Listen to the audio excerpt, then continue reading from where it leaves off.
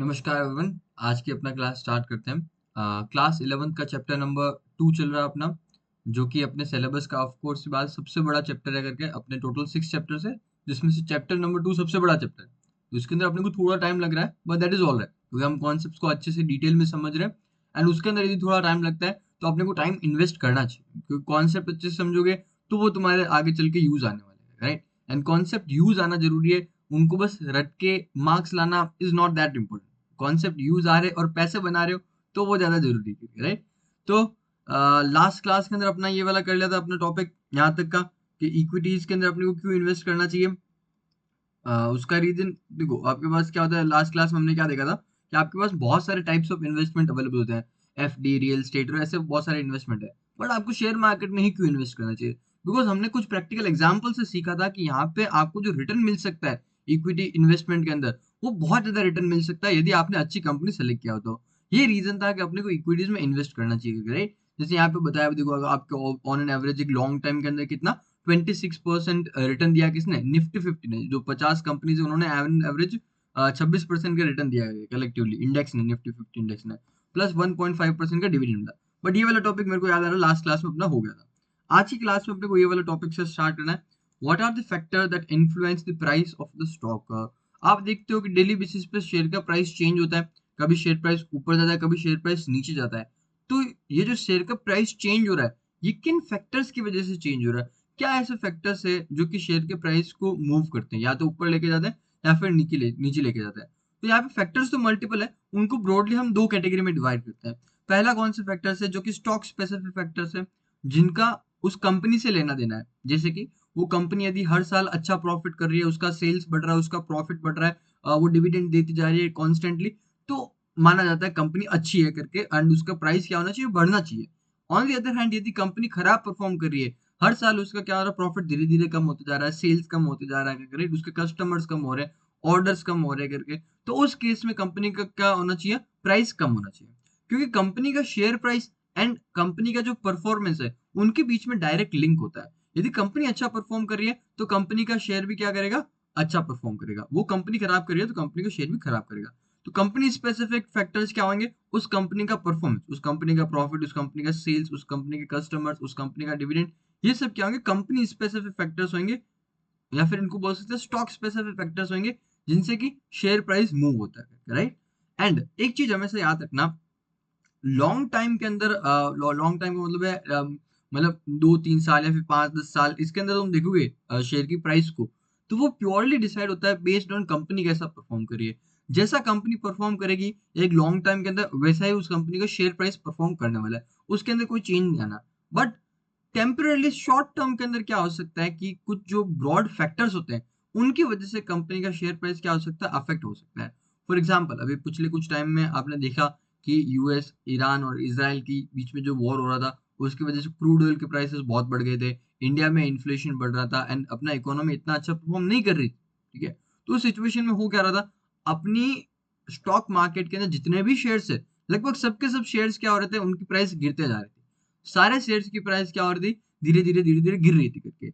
Now अभी इसके अंदर तुम देखोगे companies like PVR INOX, right, जो कि मूवीज के थिएटर्स वगैरह है, उनका क्रूड ऑयल से, वॉर वगैरह से कोई लेना देना नहीं है। उनके सारे के सारे थिएटर्स इंडिया में और मूवीज वगैरह तो चल ही रही थी करके। बट उसके बावजूद भी देखोगे तो उस कंपनी की शेयर प्राइस भी गिर रहा था। क्यों गिर रहा था करके? बिकॉज ओवरऑल अपना इकोनॉमी का सिचुएशन अच्छा नहीं था, ओवरऑल अपना जो शेयर मार्केट था उसका सिचुएशन इतना अच्छा नहीं था। यहाँ पे पीवीआर आइनॉक्स का जो शेयर प्राइस गिर रहा था उस वॉर के टाइम पे, तो वो गिर रहा था, नहीं इसलिए नहीं गिर रहा था कि वो कंपनी खराब परफॉर्म कर रही थी, इसलिए गिर रहा था बिकॉज ओवरऑल मार्केट का सिचुएशन खराब था, राइट। तो आपको समझा क्या हुआ, दो टाइप के फैक्टर हुए, एक तो कंपनी स्पेसिफिक फैक्टर जो कि कंपनी शेयर की प्राइस को इन्फ्लुएंस करते हैं, और मैंने बोला लॉन्ग टाइम के अंदर क्या होता है, जो कंपनी स्पेसिफिक फैक्टर्स होते हैं वही क्या करते हैं, शेयर की प्राइस को इन्फ्लुएंस करते हैं। बस शॉर्ट टर्म में क्या हो सकता है, जो बड़े ब्रॉड लेवल पे फैक्टर्स होते हैं, मार्केट रिलेटेड फैक्टर्स होते हैं, वो भी शेयर प्राइस को इन्फ्लुएंस कर सकते हैं। उस केस में कंपनी का परफॉर्मेंस हो सकता है अच्छा चल रहा हो, बट मार्केट खराब है, उसकी वजह से उसका प्राइस क्या हो सकता है, कम हो सकता है, राइट। ऐसा भी होता है, राइट। उल्टा भी हो सकता है, कंपनी बहुत ही बकवास हो, कंपनी क्या हो, बहुत ही बकवास हो, बट मार्केट के अंदर बहुत ज्यादा क्या है, यूफोरिया है, मार्केट के अंदर बहुत ज्यादा क्या लोग इन्वेस्ट कर रहे हैं, पैसे उठा रहे हैं, इस तरीके से, तो उस टाइम पे क्या हो सकता है, इवन खराब कंपनी भी अच्छा परफॉर्म कर सकती है। यदि मार्केट का सिचुएशन बहुत अच्छा है तो अच्छा बजट आ रहा है, अच्छा अपने कंट्री का इकोनॉमी ग्रो कर रहा है, फॉरेन इन्वेस्टर अपनी इंडिया में बहुत ज़्यादा इन्वेस्ट कर रहे हैं और इस तरीके का सिचुएशन है तो हो सकता है कि कुछ टाइम के लिए जो खराब कंपनी है वो भी अच्छा परफॉर्म करने लग जाए। बट इवेंचुअली लॉन्ग टर्म के अंदर शेयर का प्राइस अल्टीमेटली कंपनी के परफॉर्मेंस से ही डिसाइड होगा। That is 100% guarantee. डन। अभी आई थिंक आपको इनफ इन्फॉर्मेशन मिल गया इस टॉपिक के बारे में। अभी थोड़ा रीड कर लें। तो क्या बोलता है, दो फैक्टर्स होते हैं, पहला स्टॉक स्पेसिफिक फैक्टर्स एंड दूसरा मार्केट स्पेसिफिक फैक्टर्स। ये वो ब्रॉड फैक्टर्स होते हैं, राइट? नाउ जैसे कंट्री का इकोनॉमी, कोई वॉर हो गया, क्रूड ऑयल के प्राइसेस हो गए, इन्फ्लेशन हो गया, करेंसी का वैल्यू हो गया, ये क्या हो गया, सब मार्केट स्पेसिफिक फैक्टर्स हो गए।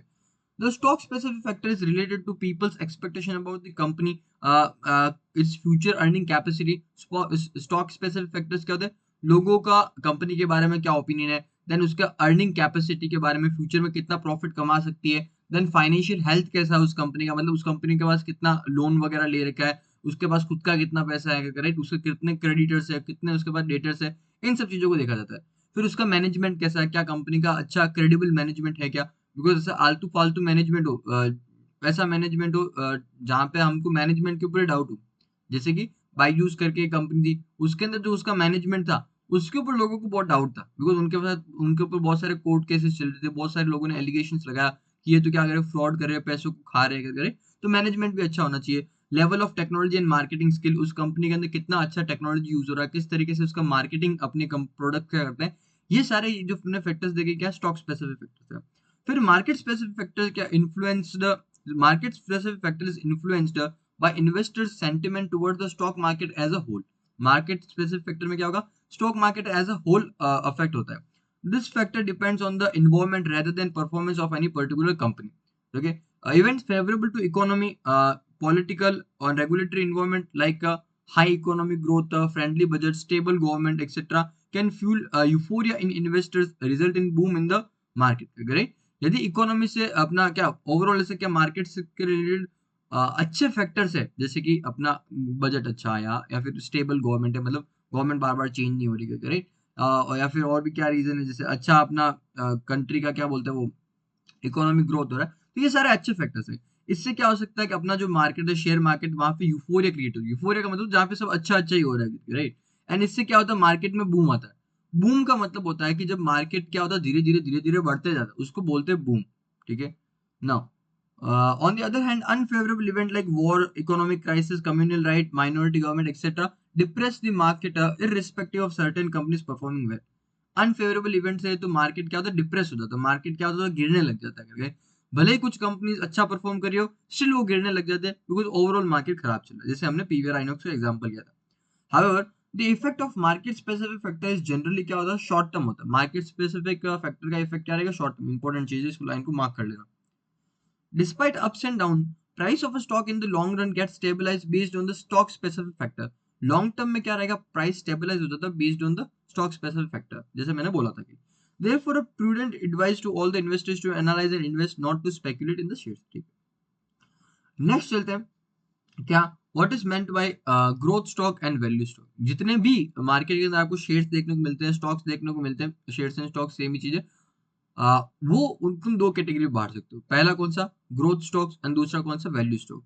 ग्रोथ स्टॉक का मतलब क्या होता है, ये वो कंपनीज होती है जो कि बहुत ही ज्यादा ग्रो कर रही है, ईयर ऑन ईयर उनके अंदर बहुत क्या जबरदस्त ग्रोथ देखने को मिल रही है, इनको हम क्या बोलेंगे, ग्रोथ स्टॉक बोलेंगे ना। ग्रोथ स्टॉक या फिर ग्रोथ शेयर्स जनरली कौन से होते हैं, दो कैटेगरी के शेयर, इसके अंदर भी तुम दो कैटेगरी में से बांट सकते हो। पहला तो कौन से शेयर्स रहेंगे, वो कंपनीज या फिर वो स्टार्टअप जो कि अभी भी स्टार्ट हुआ है।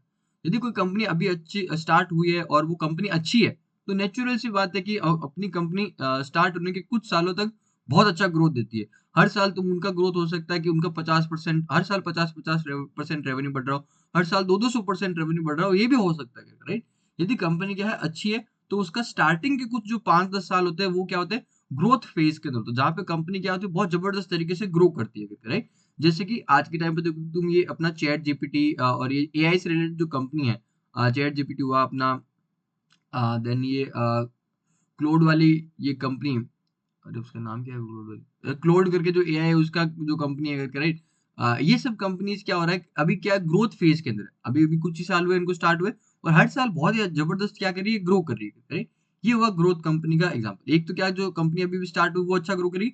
दूसरा क्या होता है ट्रेंड बेस्ड कंपनीज करके, जैसे आज के टाइम में देखोगे तो बहुत सारी एआई रिलेटेड कंपनीज क्या करी ग्रो करी है, जैसे गूगल है, अपना मेटा है, ये कंपनीज बहुत जबरदस्त ग्रो करी है। और कौन सी कंपनीज ग्रो करी है, जो सेमीकंडक्टर चिप्स वगैरह बनाती है, वो कंपनीज क्या करी है ग्रो करी है। इसकी वजह से तुम देखोगे सैमसंग, एनवीडिया ऐसी कंपनी ने बहुत अच्छा ग्रोथ किया करके, राइट। तो इस तरीके की कंपनीज को हम क्या बोलते हैं, ग्रोथ कंपनीज बोलते हैं, जो कि ईयर ऑन ईयर क्या कर रही है, जबरदस्त प्रॉफिट कमा रही है, जबरदस्त उनका सेल्स ग्रोथ हो रहा है, ग्रोथ कंपनीज। डन। इनके अंदर तुम इन्वेस्ट कर सकते हो। दूसरे टाइप की कंपनी, दो दूसरे टाइप के स्टॉक्स या फिर शेयर्स कौन से होते हैं, वैल्यू स्टॉक। ये जनरली कौन से स्टॉक, पहले एक बार ग्रोथ स्टॉक को देखते हैं। In the investment world we come across term such as growth stock और value stock. Companies whose potential for growth in sales and earning are excellent are growing faster than the other companies in the market or other stocks in the same industry are called the growth stock. Growth stock क्या रहेंगे, जो कि growing faster, बाकी company से जो कि बहुत ज्यादा क्या कर रही है, फास्ट ग्रो कर रही है, एंड जिनके सेल्स और अर्निंग पोटेंशियल बहुत ही जबरदस्त है करके, इनको ग्रोथ स्टॉक बोलते हैं। These companies usually pay little or no dividend and instead prefer to reinvest their profit in the business for further expansion. This is an important line करते हैं। क्या बोलते हैं, ये कंपनी को जो भी प्रॉफिट होता है, ये इन्वेस्टर लोगों को बांटती नहीं, अपने ओनर्स लोगों को बांटती नहीं, तो क्या करती है उस प्रॉफिट को अपने ही बिजनेस के अंदर इन्वेस्ट करती है, अपने बिजनेस को और एक्सपैंड करने के लिए, अपने बिजनेस को और भी बड़ा करने के लिए, राइट। तो ये कंपनी क्या करती है, अपने प्रॉफिट को एज ए डिविडेंड बांटती नहीं है, अपने बिजनेस के अंदर इन्वेस्ट करती है ताकि अपने बिजनेस को एक्सपेंड कर सके। ये इनका एक बहुत अच्छा फीचर है। अभी बात करते हैं वैल्यू स्टॉक्स का। देखो वैल्यू स्टॉक्स के केस में क्या होता है, ये वो कंपनीज होती हैं जो कि अच्छी कंपनीज है, बट उनका अभी शेयर प्राइस इतना अच्छा नहीं है। कंपनीज बहुत अच्छी है, राइट, फंडामेंटली कंपनी का प्रॉफिट अच्छा हो रहा है, हर साल धीरे धीरे ग्रो कर रही है, बहुत तेज तो ग्रो नहीं करती है, हर साल धीरे धीरे ग्रो कर रही है, हर साल प्रॉफिट कमा रही है, हर साल डिविडेंड दे रही है, मैनेजमेंट अच्छा है, सब कुछ कंपनी के बारे में अच्छा है, बट उसका शेयर प्राइस क्या है, अभी कम चल रहा है, उसका शेयर प्राइस क्या हो रहा है, कम चल रहा है, राइट। जितना उसका शेयर प्राइस होना चाहिए उतना उसका शेयर प्राइस नहीं है, ठीक है, जितना उसका शेयर प्राइस होना चाहिए उतना नहीं है, उससे कम चल रहा है, राइट। ऐसी कंपनीज को हम क्या बोलते हैं, वैल्यू स्टॉक। जहाँ पे तुम ऐसी कंपनीज को आइडेंटिफाई करते हो कि भैया हमने देखा, अरे इस कंपनी का शेयर प्राइस तो कितना होना चाहिए, हमारी कैलकुलेशन के हिसाब से इसका शेयर लेट से 500 रुपये होना चाहिए, और अभी ये कितना चल रहा है, 400 रुपये चल रहा है। तो हम क्या करते हैं, जब ये अभी 400 पे चल रहा है, हम इस शेयर को खरीद के रखते हैं, एंड हम क्या करते हैं, बस वेट करते हैं कि बाकी लोग जब तक इस कंपनी को रियलाइज करेंगे, यार ये तो कंपनी अच्छी है, और इसके अंदर इन्वेस्ट करना चालू करेंगे, जब इसका प्रॉफिट बढ़ेगा, तब तक हम वेट करेंगे। हमने तो 400 पे खरीद लिया, अभी हम क्या कर रहे हैं, वेट कर रहे हैं, किस चीज का वेट करें, कि बाकी लोगों को भी पता चले कि यार ये कंपनी अच्छी है, और वो इस कंपनी में इन्वेस्ट करना स्टार्ट करें। जैसे ही उनको पता चलेगा ये कंपनी अच्छी है और इसमें इन्वेस्ट करेंगे, इसका शेयर प्राइस बढ़ेगा। जब इसका शेयर प्राइस बढ़ेगा तो हमको क्या होगा, बेनिफिट होगा। लेट्स से आज हमने 400 पे खरीद लिया, अभी 1 साल लगा करके, ठीक है, फिर इन्वेस्टर को फाइनली रियलाइज हुआ कि यार ये कंपनी बहुत अच्छी है, इसके अंदर लोगों ने इन्वेस्ट करना स्टार्ट किया। इन्वेस्ट कर करके इसका 400 का क्या हो गया, शेयर प्राइस 600 हो गया। तो अपने को यहाँ पे 50% का हो गया benefit, right. This is how value stocks work करते हैं। The task here is to look for the stocks that have been overlooked by the other investors and which may have a hidden value. ये वो stocks identify करना जो कि बाकी लोगों ने अभी तक इसके ऊपर ध्यान नहीं दिया, और उनके अंदर क्या एक वैल्यू भी है। These companies may have been beaten down in the price because of some bad new event or maybe in the industry that is not fancied by the investor. In companies का क्या होगा, share price कम होगा, क्यों, क्योंकि यहाँ तो ये ऐसी इंडस्ट्री में जो कि बहुत ऐसी ग्लैमरस इंडस्ट्री नहीं है करके, या फिर इन कोई bad news, temporary bad news की वजह से क्या हो रहा है, इसका शेयर का प्राइस गिर गया। टेम्पररी बैड न्यूज के कोई परमानेंट कोई इफेक्ट नहीं है, बस टेम्पररी इसका प्राइस गिरा है, ठीक है। However, an event, sorry, however, even a company that has seen its stock price decline still has assets to its name, building, real estate, inventory, subsidiaries, and so on. कोई company जिसका price मान लो गिर भी रहा है, तो उसके अंदर भी क्या होता है, एसेट्स तो होते हैं, उसके पास अपना बिल्डिंग रहेगा, उसके पास अपना क्या रहेगा, इन्वेंट्री वगैरह रहेगा। इन्वेंट्री क्या होता है, उसका स्टॉक। जैसे मान लो कि पार्ले जी कंपनी है, राइट, तो उसका इन्वेंट्री क्या है, उसने जो बिस्किट्स बना के रखे वो उसका इन्वेंट्री है, वो उसका स्टॉक है जो कि आगे चल के वो बेचेगा, राइट। तो इसको बोलते हैं इन्वेंट्री, राइट। तो ये सारा उसके पास क्या रहता है, एसेट्स रहते हैं। सब्सिडरीज क्या होती है, अ, जैसे कि अपना रिलायंस कंपनी है, ठीक है, एंड एक कंपनी है क्या, नहीं रिलायंस कुछ, अपना कंपनी रहता है एक ट्रेंड करके कंपनी है, क्या ट्रेंड करके कंपनी है, और उसका सब्सिडरी कौन है, Zudio and west side, west side, ठीक है। तुम शेयर मार्केट में जाके देखो, टाइप करते हो ट्रेंड करके कंपनी है, टाटा की कंपनी है वैसे, ट्रेंड करके कंपनी है जो टाटा की कंपनी है, एंड इसकी कंपनीज, इसकी सब्सिडरी कौन है, जूडियो एंड वेस्ट साइड। मतलब कि ये company Zudio and west side को ओन करती है, और ट्रेंड कंपनी इसकी टाटा की कंपनी है, right.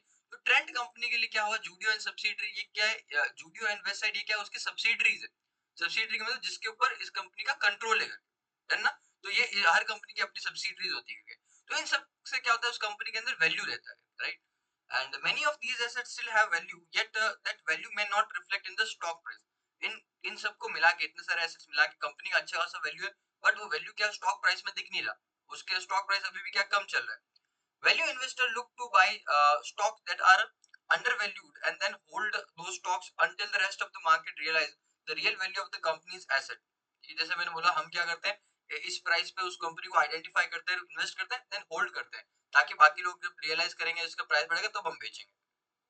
That the value investor tend to purchase a company stock usually based on the relationship between the current market price of the company and certain business fundamentals, like a P ratio being below a certain level, dividend yield above absolute level, and the total sales at a certain level relative to company's total market capitalization or market value. ये ऐसी value stocks में जो identify करते हैं, वो क्या करते हैं, कंपनीज के कुछ फंडामेंटल्स देखते हैं, जैसे कि उसका पी रेशियो हुआ। पी रेशियो क्या होता है, उसका basically price divide by earning ratio. Price P ratio ये होता है, पी और E. Price, P stand for price divide by earning.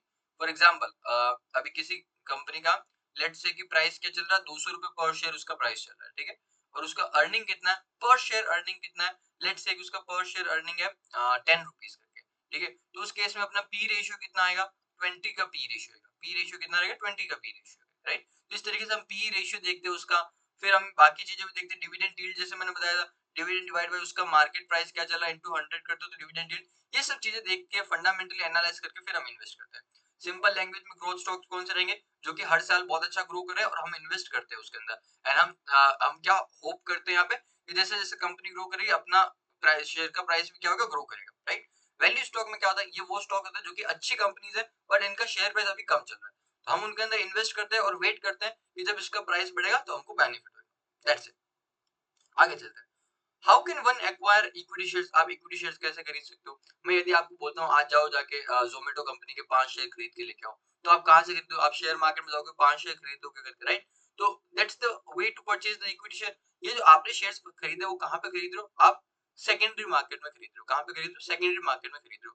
तो ये एक तरीका हुआ। दूसरा तरीका क्या होता है, जब कंपनी का आईपीओ होता है तब आप शेयर खरीद सकते हो, ठीक है। दो तरीके होते हैं, पहला तो क्या, जो कि आज में यदि आपको बोलो शेयर खरीदो, आप जाके सेकेंडरी मार्केट में खरीद के लेके आओ।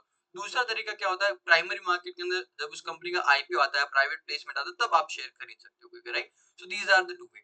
जब कंपनी अपने शेयर्स, नए शेयर्स इश्यू करती है प्राइवेट प्लेसमेंट में या फिर आईपीओ में, तब यदि आप उसी टाइम पे शेयर खरीद देते हो तो आप शेयर खरीद रहे हो प्राइमरी मार्केट में। उस टाइम पे यदि आप नहीं खरीद पाते हो और बाद में खरीदना चाहते हो तो भी खरीद सकते हो। उस टाइम पे यदि आप शेयर खरीदोगे, कहाँ से खरीदोगे, सेकेंडरी मार्केट में। These are the two ways you can buy the shares of a company. Then उससे ज्यादा कुछ नहीं। You may subscribe to the issue made by the corporates in the primary market. Primary market में जो अपना share issue करते हैं उसके अंदर तुम खरीद सकते हो। In the primary market resources mobilised by the corporate through fresh public issue IPOs और थ्रू प्राइवेट प्लेसमेंट। आईपीओ और प्राइवेट प्लेसमेंट लेके आती है प्राइमरी मार्केट, तब तुम उसके शेयर खरीद सकते हो। ऑल्टरनेटिवली में purchase share from the secondary market से भी खरीद सकते हो। To buy and sell security you should approach a SEBI registered stock broker on of a recognised stock exchange. Secondary market में जब तुमको शेयर्स खरीदना होता है तो तुमको एक ब्रोकर के थ्रू खरीदना होता है। एंड ब्रोकर तुम्हारा क्या होना चाहिए, रजिस्टर्ड ब्रोकर होना चाहिए। रजिस्ट्रेशन कहाँ पे लेगा, वो सेबी के पास। चलो, next is bid ask price. Next अपना क्या है, बिड आस्क प्राइस। देखो इसको समझना, इसके थ्रू समझते हैं, चार्ट दे रहेगा ना, इसके थ्रू समझते हैं। बिड आस्क प्राइस क्या होता है जरा समझना। हमने बोला किसी भी चीज को हम बेच रहे हैं, यहाँ पे हम किस चीज को खरीद बेच होगा, शेयर का क्या होगा, खरीद भी लोगे लोग, उसको बेच भी लोगे। शेयर मार्केट में एक्चुअल में इसी तरीके से काम होता है। कोई भी शेयर होता है, जैसे आप इसका एग्जांपल ले रहे हो, लाइक जैसे कि X Y Z limited company का शेयर है। ये क्या है, X Y Z company limited का शेयर है, ठीक है। ये क्या, देखो एक्स वाई जेड कंपनी का शेयर है करके। उसके अंदर देखो किस तरीके से चल रहा है, ये दे रहेगा अपना बाई साइड, जहाँ पे ये वो लोग हैं जिनको शेयर्स खरीदना है, और ये कौन लोग है, ये सेल साइड वाला, ये वो लोग हैं जिनको शेयर बेचना है। इस साइड में कौन है, जिनको शेयर खरीदना है, इस साइड में कौन है, जिनको शेयर बेचना है। अब देखो किस तरीके से बोल रहा है, यहाँ पे एक आके बोल रहा है कि भैया हमको 1000 शेयर्स खरीदने हैं, और कितना प्राइस देने के लिए रेडी, वो 50.25 रुपीज देने के लिए रेडी है, राइट। उसके बाद में बोलता है हमको 500 शेयर्स खरीदना है, और ये कितना प्राइस देने के लिए रेडी है, 50.10 प्राइस देने के लिए रेडी है, राइट। फिर नेक्स्ट कौन है, 550, ये बोलता है 50.05 प्राइस देने के लिए रेडी है। तो यहाँ पे क्या अलग अलग प्राइस के ऊपर अलग अलग क्वांटिटी खरीदने के लिए रोक रेडी है।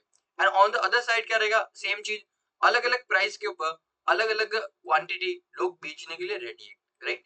ये दोनों आपस में क्या होते हैं, मिलते हैं एंड चीजों को खरीदते हैं बेचते हैं करके। This is how actually trading work in the share market करके। यहाँ पे एक चीज नोटिस करना, यहाँ पे देखो बाई साइड के अंदर हमने क्या किया, जो सबसे बेस्ट प्राइस पे शेयर को खरीदने के लिए रेडी है उसको हम क्या करें, जो सबसे ज्यादा प्राइस के अंदर शेयर को खरीदने के लिए रेडी है, जो सबसे ज्यादा बोली लगा रहा है, राइट, उसको हमने सबसे ऊपर लिखा है, देखो 50.25। बाकी सब लोग जो है क्या है, इससे कम प्राइस देने के लिए रेडी है। तो जो शेयर खरीदने के लिए सबसे ज्यादा प्राइस देने के लिए रेडी है उसको हमने सबसे आगे रखा। यही तो होता है ना, तुम मान लो कोई चीज बेच रहे हो तो तुम किस इंसान को ढूंढोगे जो कि सबसे ज्यादा प्राइस देने के लिए रेडी है, उसको हम सबसे पहले रखेंगे, उसको हम सबसे आगे रखेंगे। इसी तरीके से हम अरेंज करते हैं। और जब कोई चीज बेच रहा है करके, ठीक है, तो कोई बेचने आया करके, तो सबसे पहले हम किसको आगे रखेंगे, जो कि सबसे कम प्राइस में बेचने के लिए रेडी है, राइट। यहाँ पे देखो 50.35 के अंदर ये बेचने के रेडी है, ये ज्यादा पैसे ले रहा है, ये 50.5 मांग रहा है, ये 50.5 मांग रहा है, राइट। तो सबसे कम में ये बेचने के रेडी है। तो बाई साइड में सबसे पहले किसको प्रायोरिटी देंगे, जो कि सबसे ज्यादा पे खरीदने के लिए रेडी है। सेल साइड में किसको प्रायोरिटी देंगे, जो कि सबसे कम पे बेचने के लिए रेडी है। और इस तरीके से आपस में इन लोगों को मिलाएंगे, ये आपस में क्या करेंगे, बाइंग एंड सेलिंग करेंगे। जो बाई साइड होती है इसको हम बोलते हैं क्या, बिड, क्योंकि यहाँ पे लोग क्या करते हैं, बिडिंग करते हैं। जैसे ऑप्शन होता है जहाँ पे लोग बिडिंग करते हैं कि मेरे को ये खरीदना है, मेरे को ये खरीदना है, इस तरीके से। एंड यहाँ पे सेल साइड में इसको हम क्या बोलते हैं, आस्क बोलते हैं, क्योंकि ये क्या प्राइस मांगते हैं कि देखो हमको शेयर बेचना है, इसके बदले हमको ये प्राइस चाहिए, चलो। जैसे तुम जाके कहीं से समोसा लेते हो तो वो तुमको मतलब 20 रुपए दे करके, तो वो चीज यहाँ पे है, तो वो तुमसे पैसे मांग रहा है, तो ये क्या होगा, sell side. Understood. By side, sell side, by side को बिड बोलते हैं, सेल साइड को आस्क बोलते हैं, राइट। यहाँ पे अब देखो ये जो टॉप प्राइस है इसको इसको नोटिस करना, ठीक है। ये जो बेस्ट सबसे ज्यादा प्राइस देने वाला वो कौन है, 50.25 सबसे ज्यादा प्राइस दे रहा है, राइट। एंड सबसे कम पे बेचने के लिए कौन रेडी है, 50.35। इनके बीच में डिफरेंस कितना है, 0.1 का डिफरेंस है, कि इनके बीच डिफरेंस कितना, 0.1 का डिफरेंस है। इसको हम क्या बोलते हैं, बिड आस्क स्प्रेड बोलते हैं, इसको क्या बोलते हैं, बिड आस्क स्प्रेड बोलते हैं, बिड आस्क स्प्रेड बोलते हैं। डन। इसको क्या बोलेंगे, बिड आस्क स्प्रेड। ये जितना कम हो उतना अच्छा, जितना कम हो उतना अच्छा। क्यों, क्योंकि जितना कम होगा उसका मतलब इतना ज्यादा क्या कंपटीशन है करके, राइट। इतना ज्यादा अपने सेल के अंदर क्या, शेयर के अंदर क्या लिक्विडिटी है, राइट। जितना कम उतना अच्छा है, ठीक है। अब एक बार इसको देखते हैं। Now the bid is the buyer's price, जो कि जिसपे खरीदना है उसको, and it is the price that you need to know when you have to sell a stock. जब तुमको कोई चीज बेचना है तो तुमको क्या पता होना चाहिए कि खरीदने वाले किस प्राइस के ऊपर रेडी है। जब तुमको कोई चीज बेचना है तो तुमको क्या पता होना चाहिए, खरीदने वाले किस प्राइस के ऊपर रेडी है, राइट। तो ठीक है, तो ये हुआ। Then bid is the rate slash price at which there is a ready buyer for the stock which you intend to sell. Bid क्या होता है, ये वो प्राइस रहेगा जिसके ऊपर लोग खरीदने के लिए रेडी है। फिर आस्क की बात करते हैं, और भी इसको ऑफर प्राइस भी बोल सकते हो, आस्क प्राइस बोल सकते हैं, फिर इसको ऑफर प्राइस भी बोल सकते हो। Is what you need to know when you are buying. जब आप कोई शेयर खरीद रहे हो तब आपको कौन सी प्राइस पता होनी चाहिए, आस्क प्राइस। जैसे मेरे को मान लो समोसे खरीदने हैं, तो मेरे को क्या पता होना चाहिए कि जो सेलर है वो कितने पे बेच रहा है, वो मेरे को प्राइस पता होनी चाहिए। तो जब आपको क्या करना है, बाई करना है, तो ये पता होना चाहिए कि सेल प्राइस क्या है, आस्क प्राइस क्या है, ठीक है। This is the rate slash price at which there is a seller ready to sell his stock. The seller will sell his stock if he gets a quoted ask price. Seller कब अपना share बेचेगा, जब उसको वो ask price उसने coat किया है उतना उसको जो पैसा मिलता है तो वो क्या करता है, बेच देगा, right. An investor looks at a computer screen for a quote on the stock, say XYZ limited. It might look like something. And actual में इसी तरीके से लिखता है, राइट। अभी एक्चुअल शेयर मार्केट बंद हो गया, नहीं तो मैं तुमको वो शेयर खोल के बता देता कि इसी तरीके से देखो, वहां पे तुमको देखने को मिलता है, इस साइड में बायर लोग रहते हैं, इस साइड में सेलर लोग होते हैं। इसको तुम ओवरऑल इस तरीके से देखने को तुमको मिलता है। बट एक मेरा इंपॉर्टेंट क्वेश्चन है तुमसे, राइट, जो कि तुम्हारा बुक आंसर नहीं करता, but you need to know this करके।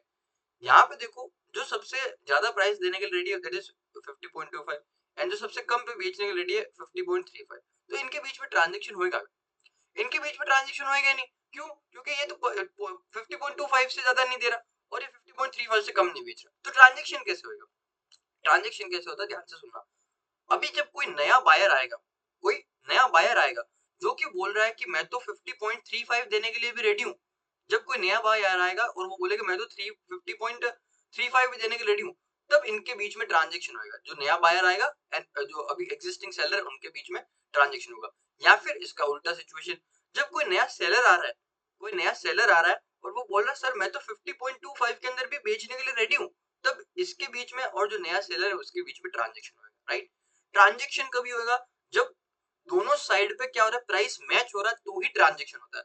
अभी इस सिचुएशन में तुम्हारा ट्रांजेक्शन नहीं होगा। जब नया बायर आएगा या फिर नया सेलर आएगा और वो एक नया प्राइस ऑफर करेगा तब जाके क्या होगा, ट्रांजेक्शन होने वाला है, राइट। अंडरस्टूड। आई होप तुमको इस तरीके से काम करता है शेयर मार्केट।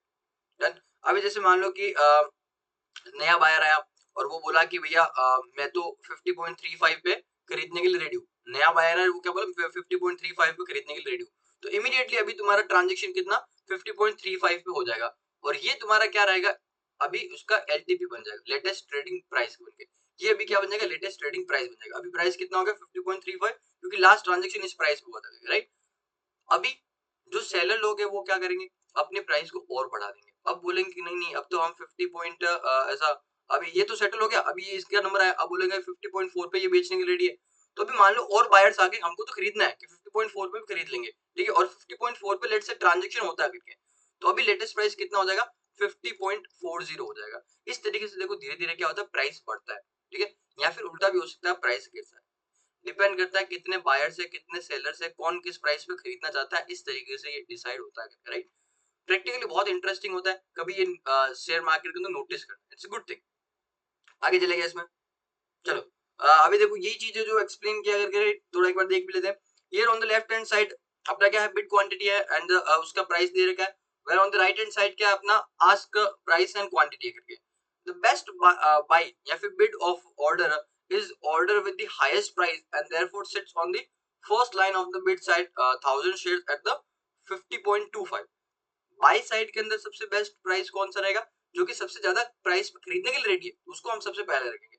सेल साइड में उल्टा होगा, कौन सा प्राइस सबसे बेस्ट रहेगा, जो कि सबसे कम पे बेचने के लिए रेडी है, उसको सबसे पहले रखेंगे। बस ये चीज बोल रहा है। The difference in the price of the best bid and the ask is called as bid ask spread. This is important. The difference between the best bid and ask is called as bid ask spread and often indicator of liquidity of a stock। जितना कम difference हो उतना अच्छा। The narrower the difference, the more liquid or highly traded the stock is, right? जितना कम difference हो उतना ज्यादा liquid है, मतलब उतना ज्यादा आसानी से आप शेयर बेच सकते हो। अंडरस्टूड। चलो आगे चलते हैं। What is portfolio? पोर्टफोलियो क्या होता है ये जरा समझना। आपने बहुत सारे लोगों को सुना होगा कि मेरे पोर्टफोलियो में शेयर्स है, मेरे पोर्टफोलियो में गोल्ड है, मेरे पोर्टफोलियो में तो कमोडिटीज भी है करके, मेरे पोर्टफोलियो में सारी चीजें। पोर्टफोलियो होता क्या, यही चीज पोर्टफोलियो होती है। बेसिकली आपने कौन कौन सी इन्वेस्टमेंट्स, कौन कौन से टाइप्स ऑफ इन्वेस्टमेंट्स कर रखे, उसको हम पोर्टफोलियो बोलते हैं। लेट्स से कि मेरे पास टोटल कितना है 50 लाख रुपए है। मेरे पास टोटल कितना है 50 लाख रुपए है, ठीक है। उसमें से मान लो कि मैंने 30 लाख रुपए किसमें इन्वेस्ट कर रखे, शेयर्स में इन्वेस्ट कर रखे। 30 लाख रुपए शेयर्स में इन्वेस्ट कर रखे, 30 लाख रुपीस, ठीक है। And let's say 10 lakh rupees मैंने इन्वेस्ट कर रखे हैं रियल स्टेट में। रियल स्टेट मतलब प्रॉपर्टी वगैरह को खरीद रखा है करके, ठीक है। एंड बाकी 10 लाख रुपीस मैंने इन्वेस्ट कर रखा है किसमें, गोल्ड में इन्वेस्ट कर रखा है। तो ये क्या हो जाएगा, मेरा पोर्टफोलियो हो जाएगा। मेरा पोर्टफोलियो क्या हो जाएगा, ये मेरा पोर्टफोलियो हो जाएगा। मैं क्या बोलूंगा, मेरा पहली बात तो मेरा पोर्टफोलियो 50 लाख रुपए का पोर्टफोलियो है, मतलब मैंने टोटल 50 लाख रुपए इन्वेस्ट करेंगे। और मेरे पोर्टफोलियो में है क्या क्या, 30 लाख का तो शेयर है भैया, 10 लाख का रियल एस्टेट है एंड 10 लाख का गोल्ड है। ये मेरा पोर्टफोलियो हो गया, राइट। इसको क्या बोलते हैं, अपना पोर्टफोलियो बोलते हैं। That's it. फिर अभी इसके अंदर देखो नेक्स्ट कॉन्सेप्ट डाइवर्सिफिकेशन नेक्स्ट आएगा, तो उसको एक्सप्लेन करते हैं। पहले एक बार पोर्टफोलियो समझते हैं। A portfolio is a combination of different investment assets mixed and matched for purpose of achieving an investment goal। ठीक है, इतने सारे टाइप ऑफ इन्वेस्टमेंट मैंने किए, क्यों, ताकि मेरा गोल अचीव। गोल क्या हो सकता है, कुछ भी हो सकता है। तुमको हो सकता है एजुकेशन के लिए पैसे इकट्ठे करने हो, या फिर रिटायरमेंट के लिए पैसे इकट्ठे करना हो, या फिर बच्चों की शादी के लिए पैसे इकट्ठा करना हो, कोई भी रीजन हो सकता है, राइट। तो अपने गोल के लिए तुम क्या करते हो, ऐसे इन्वेस्टमेंट करते हो करके। Items that are considered a part of your portfolio can include any asset you own, from shares, debenture, bonds, mutual fund units, to items such as gold, art, real estate। ये सब चीजें क्या हो सकता है, जिनके अंदर तुम इन्वेस्ट कर सकते हो। ये सारे क्या डिफरेंट डिफरेंट एग्जांपल्स बताए जिनके अंदर तुम इन्वेस्ट कर सकते हो और ये तुम्हारे पोर्टफोलियो में हो सकते हैं, ठीक है। फिर this is interesting. However for most investors a portfolio has come to signify an investment in financial instrument, जैसे कि shares, debenture, fix deposits. Fix deposit basically FD की बात कर रहा है, and mutual fund unit, right. But आज के time पे क्या हो गया, लोग सिर्फ फाइनेंशियल इंस्ट्रूमेंट्स के अंदर इन्वेस्ट करना ज्यादा प्रेफर करते हैं। मतलब कि वो गोल्ड, रियल एस्टेट वगैरह में, गोल्ड में इतना इन्वेस्ट नहीं करते, वो शेयर्स के अंदर इन्वेस्ट करेंगे, बॉन्ड्स डिबेंचर्स में इन्वेस्ट करेंगे, तुम्हारा म्यूचुअल फंड यूनिट्स के अंदर इन्वेस्ट करेंगे। तो उस टाइप के आज के टाइम पे क्या होता है, लोग ज्यादा इन्वेस्टमेंट करते हैं। बाकी पोर्टफोलियो का मतलब समझा, कौन कौन से एसेट्स के अंदर तुमने इन्वेस्ट कर रखा है, उसको कलेक्टिवली हम क्या बोलते हैं, पोर्टफोलियो बोलते हैं, राइट? यही इसका मतलब होता है। नेक्स्ट टॉपिक इस टॉपिक ऑफ डाइवर्सिफिकेशन। देखो, डाइवर्सिफिकेशन का जो टॉपिक है ना, ये इतना वास्ट टॉपिक है फाइनेंस फील्ड में कि इसके ऊपर बहुत ज्यादा लिखा गया है, इसके ऊपर बहुत ज्यादा बोला गया, बहुत ज्यादा डिस्कशन होता है, लोगों के अलग अलग ओपिनियंस होते हैं इसके अंदर डाइवर्सिफिकेशन टॉपिक के ऊपर। सीए फाइनल लेवल पे एक डेडिकेटेड चैप्टर हम पढ़ते हैं इस टॉपिक के ऊपर, जहाँ पे बहुत सारे कैलकुलेशन करते हैं हम करके, बहुत सारे बड़े बड़े इन्वेस्टर्स की थ्योरीज हम पढ़ते हैं करके, एंड डाइवर्सिफिकेशन को सीखते हैं।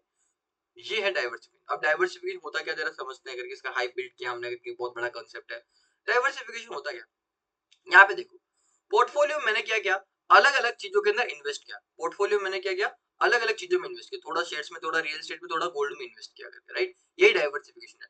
डाइवर्सिफिकेशन का मतलब क्या, जो आपका टोटल अमाउंट है जिसको आप इन्वेस्ट करना है, उसको अलग अलग चीजों में इन्वेस्ट करके रखो, उसको डाइवर्सिफाई करो, राइट? That is diversification. इसका एडवांटेज मेरे को क्या मिलेगा, ध्यान से सुनना, राइट? जैसे तुमने अभी देखा पिछले 1-2 साल के अंदर शेयर मार्केट अच्छा परफॉर्म नहीं किया, तो ये वाला जो मैंने 30 लाख रुपए इन्वेस्ट किया, इसके ऊपर मेरे को ज्यादा रिटर्न नहीं मिलेगा। बट उस टाइम के अंदर गोल्ड ने बहुत अच्छा परफॉर्म किया, उस टाइम के अंदर क्या हुआ, गोल्ड ने बहुत ही अच्छा परफॉर्म किया, और रियल एस्टेट ने भी ठीक ठाक परफॉर्म किया। तो मेरा ओवरऑल पोर्टफोलियो का जो परफॉर्मेंस रहेगा, वो क्या रहेगा, would be good.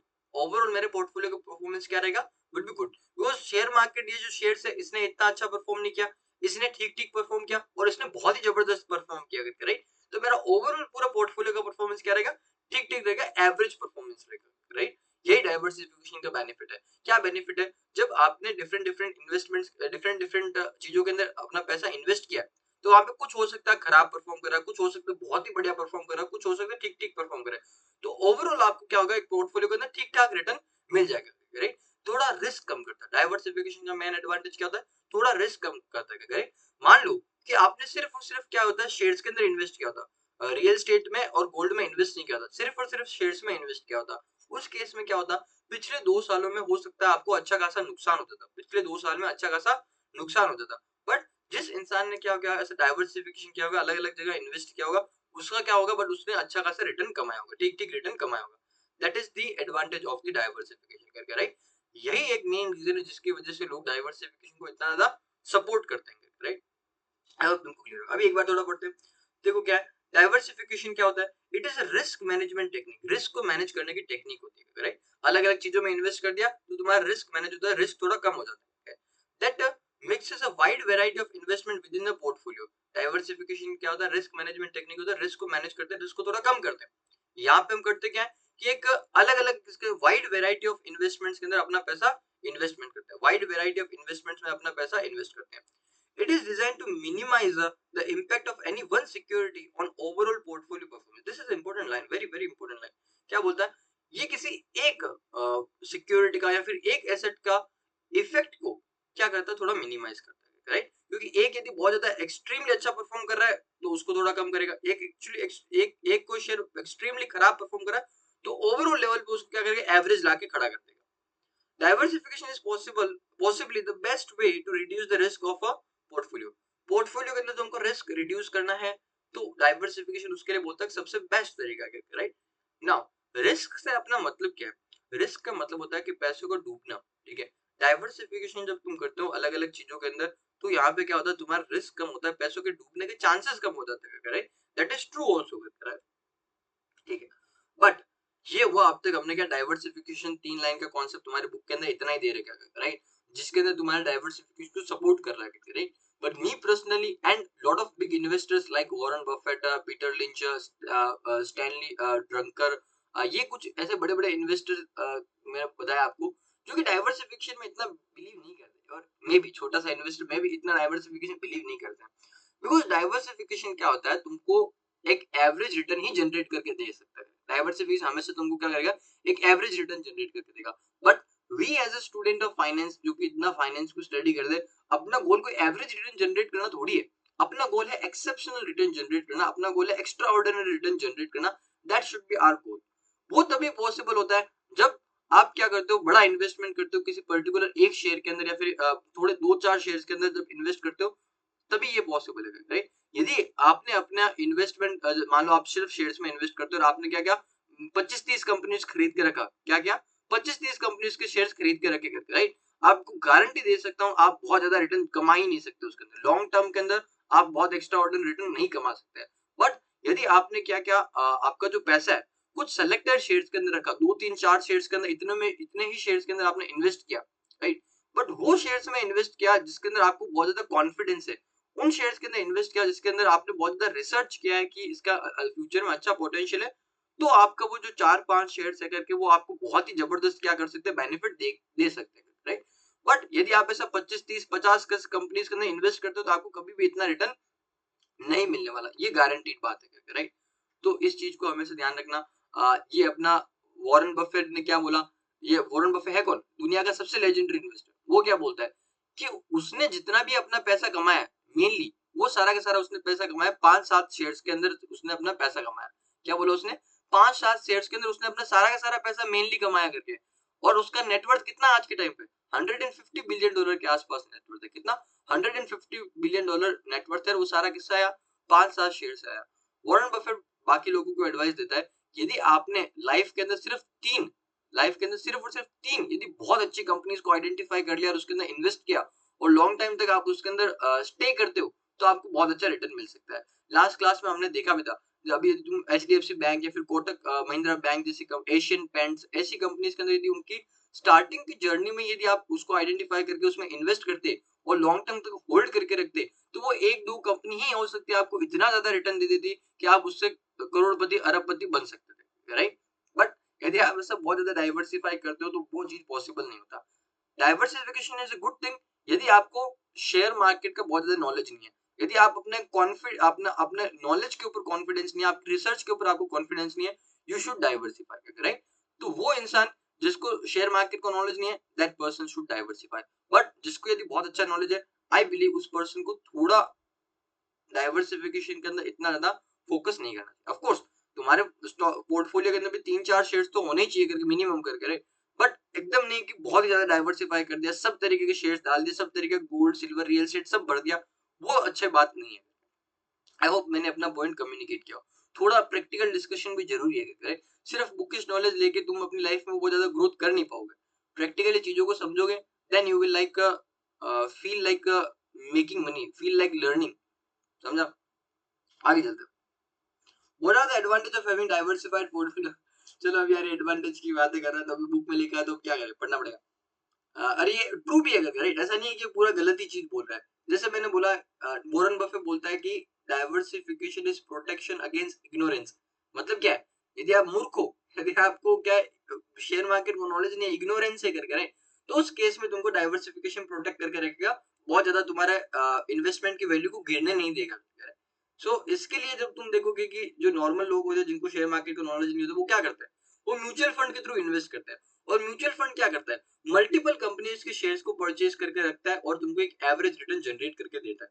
Mutual fund is like, what is mutual fund doing? Mutual fund diversify ही तो कर रहा है, तुमसे पैसे लेता है, आगे बहुत सारी कंपनीज के अंदर इन्वेस्ट कर देता है और उससे उसके बेसिस पे तुमको एक एवरेज रिटर्न जनरेट करके देता है।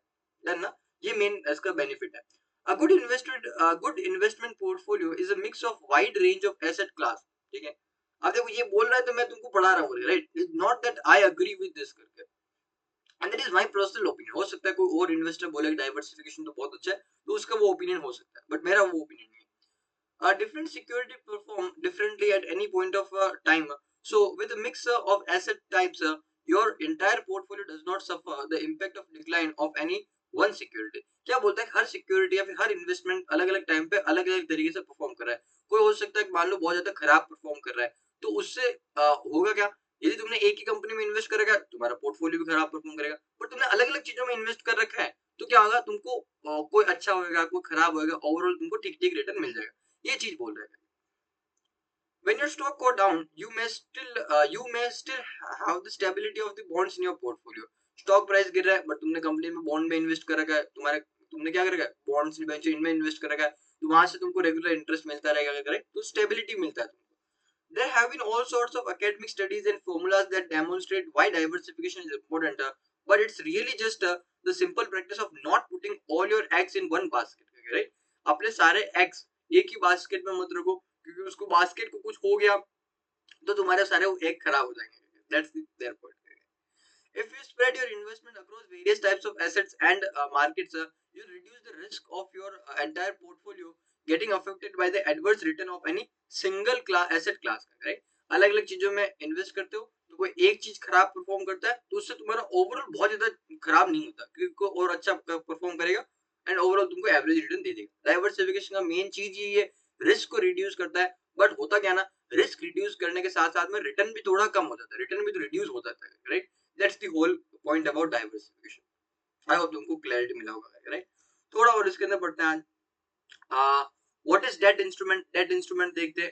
Debt instrument mainly क्या आता है? Bonds and debentures ये popular debt instrument है. इसके अलावा तुम देखो treasury bills, commercial paper, certificate deposit, वो भी debt instrument है, वो short term debt instrument है. Bonds and debentures क्या है? Popular and long term debt instrument है, right? Debt instrument होते क्या है? जहाँ पे हम लोन लेते हैं. लोन कौन लेगा? कंपनी या फिर गवर्नमेंट लोन लेती है पब्लिक से, और पब्लिक या फिर इन्वेस्टर लोग क्या करते हैं, उस कंपनी को लोन देते हैं. और यहाँ पे एकदम ऑफ कोर्स लोन की तरह काम करेगा. मान लो 5 साल का लोन है तो क्या होगा, हर साल कंपनी इंटरेस्ट देगी उस लोन के ऊपर, और जब 5 साल का टाइम खत्म होगा तो वो पैसा वापस चुका देगी. This is how loan work, this is how bonds and debentures work. Then ये चीज इसके अंदर. डेट इंस्ट्रूमेंट क्या होता है, let's see. That instrument represent a contract whereby one party lends money to another on a predetermined terms with regard to rate and periodicity of interest, repayment of principal amount by the borrower to the lender. क्या होता है, contract होता है जहाँ पे सारी चीजें लिखी होती है, इंटरेस्ट कितना मिलेगा, कितने टाइम के बाद पैसा वापस चुकाया जाएगा, राइट? और ये सब चीजें उसके अंदर लिखा रहेगा. In Indian security market, the term bond is used for the debt instrument issued by the central and state government and public sector organization, and the term debenture is used for the instrument by the private corporate sector. अपना bond word कब use करते हैं, जब government, central government, state government या फिर public sector undertaking. Public sector undertaking क्या होती है, जो गवर्नमेंट की कंपनीज है, जैसे कि LIC है, BPCL है करके, राइट? कोल इंडिया है, ये कंपनीज भी क्या करती है, अपने लोन लेती है इन इंस्ट्रूमेंट को यूज करके. तो हम वर्ड क्या यूज करेंगे, बॉन्ड वर्ड यूज करेंगे. एंड डिबेंचर वर्ड कब यूज करते हैं, जब प्राइवेट कंपनी जैसे रिलायंस है, अडानी है, ये प्राइवेट कंपनीज है, ये लोग इश्यू करके क्या करती है, लोन लेती है, तो हम डिबेंचर वर्ड यूज करते हैं. हालांकि दोनों चीजें सेम ही है, दोनों का नेचर एकदम सेम है, बस नाम अलग अलग है, और कुछ नहीं. Now what are the feature of debt instrument? तो 3 मेन फीचर बता रहा है कि मैच्योरिटी. मैच्योरिटी वर्ड का मतलब है कि लोन मैच्योर कब होएगा, लोन वापस कभी चुकाना पड़ेगा, that is about maturity, right? मान लो 5 साल का लोन लिया है तो मैच्योरिटी क्या होगा, 5 साल का मैच्योरिटी होगा, 5 साल के बाद में तुमको वापस पैसा चुकाना रहेगा. Maturity of a bond refers to the date on which the bond matures. ठीक है, which is the date on which the borrower has agreed to repay the principal. Maturity का मतलब क्या होता है, जिस दिन वो डेट, जिस दिन क्या बॉन्ड मैच्योर होता है, उसका क्या मतलब है, जिस दिन वापस पैसा चुकाया जाएगा, जिस दिन लोन का पैसा वापस चुकाया जाएगा. Term to maturity refers to the number of years remaining for the bond to mature. ये maturity वाला समझ गया कौन सी डेट है. फिर टर्म टू मेच्योरिटी क्या होता है, आज की पॉइंट से लेके जब बॉन्ड मैच्योर आएगा उस डेट तक के बीच में कितना टाइम, इसको बोलते हैं टर्म टू मैच्योरिटी, राइट? मान लो कि 5 साल का लोन लिया था कभी मैंने 2020 के अंदर, मान लो लिया था लोन करके, right?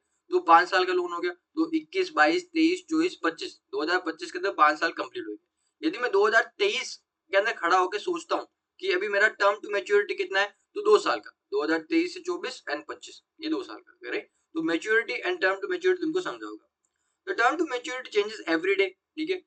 And from the date of issue of the bond until its maturity, the term to maturity of a bond can be calculated on any day as the distance between such date and the date of maturity. This is called as term or tenure of the bond.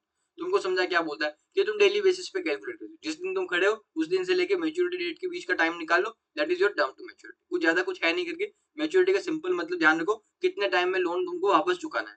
Done. Next is coupon.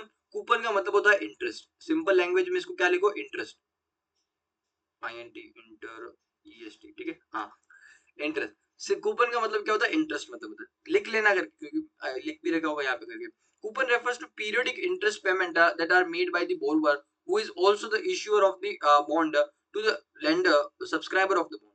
जिसने loan लिया है वो कितने कितने time में तुमको interest पे करेगा। ये कैसे हो सकता है, हर एक एक साल में इंटरेस्ट पे कर सकता है, हर 6 महीने में इंटरेस्ट पे कर सकता है, क्वार्टरली इंटरेस्ट पे कर सकता है, मतलब हर 3 महीने में इंटरेस्ट पे कर सकता है। इस तरीके से इंटरेस्ट पे किया जा सकता है। Coupon rate is the rate at which interest is paid and is usually represent as a percentage of the par value of the bond. Coupon rate क्या होता है, ये वो रेट ऑफ इंटरेस्ट होता है जिसके ऊपर तुमको दिया जाता है, और ये किसको रिप्रेजेंट करता है, par value of the bond के ऊपर इसको कैलकुलेट करता है। लेट्स से मैं बोलता हूँ इंटरेस्ट रेट कितना है, 8% है, ठीक है, एंड उस कंपनी का उसका बॉन्ड का फेस वैल्यू कितना है, उसका फेस वैल्यू 100 रुपए है, फेस वैल्यू 100 रुपए, तो इंटरेस्ट कितना मिलेगा उसको करके 8 रुपीज, 100 into 8%, 8 रुपीज को इंटरेस्ट मिलेगा। क्योंकि ये जो कूपन रेट होता है ये किस पे हम कैलकुलेट करते हैं, फेस वैल्यू जो होता है इसके ऊपर हम कैलकुलेट करते हैं, इतना इंटरेस्ट उसको मिलता है। Understood, right. ये तुमको मैं एग्जांपल के थ्रू बताता हूँ, मैंने एक्चुअली सेलेक्ट करके रखा। ये देखो, ये अडानी एंटरप्राइज करके कंपनी है, अडानी की कंपनी है, ठीक है, इसने अपने डिबेंचर्स इशू कर रखे हैं। यहाँ पे देखो बॉन्ड का नेम देखो, बॉन्ड नेम डिबेंचर, मैंने बोलो बॉन्ड डिबेंचर सेम चीज है। यहाँ पे देखो अडानी एंटरप्राइज लिमिटेड जनवरी 2029, ये जनवरी 2029 किस चीज को रिप्रेजेंट करता है, ये मैच्योरिटी डेट बताता है कि उस टाइम पे अपना बॉन्ड मैच्योर होगा, ठीक है। नाउ अभी यहाँ पे देखो क्या है, आईएसआई नंबर, ये सिक्योरिटी का नंबर है, ये क्रेडिट रेटिंग होती है, हर बॉन्ड की क्या होती है, क्रेडिट रेटिंग होती है कि बॉन्ड कितना सेफ है। सबसे टॉप रेटिंग होती है इस ट्रिपल ए रेटिंग, कि ये सबसे बेस्ट बॉन्ड है, राइट। उसके बाद में क्या, डबल ए, फिर सिंगल ए, फिर ट्रिपल बी, फिर डबल बी, इस तरीके से ये रेटिंग चलती है। सबसे टॉप कौन सी, ट्रिपल ए। इसको कौन सी रेटिंग मिली है, डबल ए रेटिंग मिली है, मतलब सेकंड बेस्ट रेटिंग इसको मिली है। इसका मतलब तो स्टेबल बॉन्ड है, राइट, वो बहुत ज्यादा प्रॉब्लम आपको आएगी नहीं। रेटिंग एजेंसी किसने ये रेटिंग दिया, केयर करके एक रेटिंग एजेंसी है, उसने ये रेटिंग दिया, राइट। अभी इसके बारे में पढ़ेंगे, रेटिंग एजेंसी देखो maturity rate, exactly maturity rate बता दिया, राइट। अभी मेरे को जो चीज बताना तुमको, दैट थिंग इज, देखो इसका फेस वैल्यू कितना है, 1000 रुपीज का फेस वैल्यू है, राइट। एंड ये कूपन रेट देखो कितना है, 8.75% ये इसका कूपन रेट है। ये कूपन रेट किस पे हम कैलकुलेट करेंगे, 1000 रुपीज जो फेस वैल्यू है उसके ऊपर कैलकुलेट करेंगे। मतलब कि तुमने यदि एक उस कंपनी का ले के रखा है, बॉन्ड ले रखा है, डिबेंचर ले रखा है, तो तुमको कितना इसके ऊपर इंटरेस्ट मिलेगा, 8.75% of 1000 rupees, which is 87.5 rupees, right. इतना तुमको इंटरेस्ट मिलेगा हर साल, डन ना। तो इस तरीके से ये देखने को तुमको मिलता है। नेक्स्ट, प्रिंसिपल अमाउंट क्या होता है, कितना तुमने लोन उसको स्टार्टिंग में दिया उसको बोलते हैं principal amount. Principal is the amount that has been borrowed and is also called as par value और the face value of the bond. Principal amount, जितना अमाउंट बोरो किया है इसको हम पार वैल्यू या फिर face value of the bond बोलते हैं। अभी हमने उसका अडानी का पार वैल्यू फेस वैल्यू कितना था, 1000 रुपए पर बॉन्ड था करके। The coupon is the product of principal and the coupon. Coupon मतलब क्या होता है, इंटरेस्ट। ये कैसे कैलकुलेट करते हैं, प्रोडक्ट मतलब मल्टीप्लाई करो प्रिंसिपल अमाउंट को एंड कूपन रेट को, प्रिंसिपल अमाउंट को कूपन रेट को तो मल्टीप्लाई करते हो तो तुमको कूपन आता है, इंटरेस्ट कैलकुलेट करके आता है। The name of the bond itself cover the key feature of the bond, जैसे कि गवर्नमेंट सिक्योरिटी, ये बॉन्ड का नेम है करके, गवर्नमेंट का बॉन्ड है करके, जिसके अंदर अपने को क्या पता चलता है, 2008 ये टाइम पीरियड दे रहेगा जो कि मैच्योरिटी वाला है, एंड ये इंटरेस्ट रेट दे रहेगा, इतना इंटरेस्ट तुमको मिलेगा। Bond refers to the central government bond, ये central government, CG central government, right, and GS basically government security. ये क्या बताता है, सेंट्रल गवर्नमेंट ने बॉन्ड इशू किया 2008 के अंदर, मैच्योर होगा, कूपन इंटरेस्ट कितना है, 11.4%। Since central government bond have a face value of 100 rupees का फेस वैल्यू जनरली होता है, नॉर्मली पे कूपन सेमी एनुअली, मतलब इंटरेस्ट सेमी एनुअली पे करेंगे, हर 6 महीने में इंटरेस्ट तुमको मिलेगा। This bond will pay 5.7% as a 6 monthly coupon until maturity. जब तक मैच्योर नहीं होगा तुमको क्या होगा, हर 6 महीने में 5.7% पे करेगा, क्योंकि एक साल का कितना है 11.4, तो 6 महीने में पे करेगा तो इसका क्या, आधा आधा तुमको 2 बार पे करेगा। देन इस तरीके से डेट के अंदर कुछ फीचर्स थे। Then what is meant by interest payable by a debenture और अ बॉन्ड, जो इंटरेस्ट पे करना होता है उसको इंटरेस्ट पेएबल बोलेंगे। Interest is the amount paid by the borrower और the company to the lender debenture holder for borrowing the amount for a specified period of time. The interest may be paid on annual, semi-annual, quarterly or monthly basis and is paid usually on the face value, the value printed on the bond certificate। ये चीज हमने जो यहाँ पे already discuss कर लिया, right. Quarterly word का मतलब होता है हर 3 महीने में, सेमी एनुअली मतलब 6 महीने के अंदर इंटरेस्ट पे किया जाएगा, एनुअली मतलब हर साल। देन नेक्स्ट इज कि what are the segments in the debt market. Debt market में सेगमेंट्स क्या क्या होते हैं वो देखते हैं। मेनली 3 सेगमेंट्स होते हैं, कौन कौन से, पहला गवर्नमेंट सिक्योरिटीज, ठीक है, जो कि गवर्नमेंट इशू करती है। दूसरा public sector under public PSU bonds करके, right. Public sector unit bonds करके। ये भी वैसे देखा जाए तो गवर्नमेंट के ही रहते हैं, बिकॉज जो गवर्नमेंट की कंपनीज होती है, जैसे कि मैंने नेम बताया आपको, LIC हुआ, कोल इंडिया हुआ, ये गवर्नमेंट की कंपनी है। ये जब अपने सिक्योरिटी बॉन्ड इश्यू करते हैं तो इसको बट अलग से बोला PSU बॉन्ड होता है, ये गवर्नमेंट की है। फिर कॉर्पोरेट सिक्योरिटी जो प्राइवेट कंपनीज इश्यू करती है। The market for the government securities comprise the central state and the state-sponsored securities. In the recent past, local bodies such as municipalities have also begun to tap into that market for the fund. आज के time पे जो central government है, state government है, हर city के अंदर जो municipality होती है, वो भी बॉन्ड वगैरह इश्यू करके लोन लेती है करके। Some of the PSU bonds are tax free, while most bonds, including government securities, are not tax free. कुछ बॉन्ड्स वगैरह क्या होते हैं, गवर्नमेंट ने टैक्स फ्री कर रखा है, मतलब कि उसके ऊपर जो इंटरेस्ट वगैरह मिलेगा तुमको, उसके ऊपर कोई टैक्स नहीं लेगा। जबकि ज्यादातर बॉन्ड्स वगैरह कैसे होते हैं जिनके ऊपर टैक्स लिया जाएगा।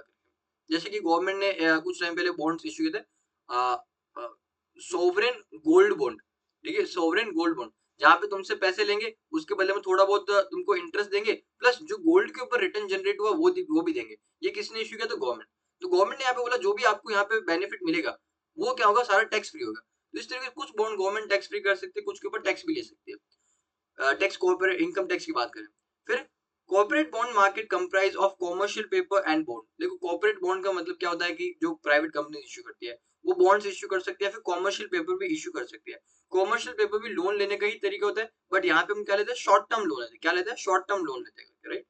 These bonds typically are structured to suit the requirement of investor and issuing corporate and include wide variety of tailor-made features with respect to interest repayment and redemption वगैरह।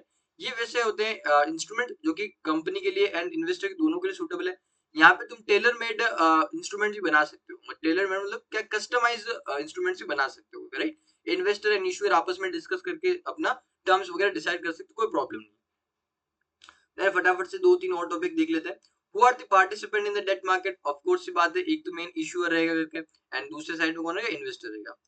Given the large size of trades, debt market is predominantly the wholesale market with dominant institutional investor participating. The investors in the debt market are mainly bank, financial institution, mutual fund, provident fund, and insurance company and corporate. देखो क्या बोलता है, right.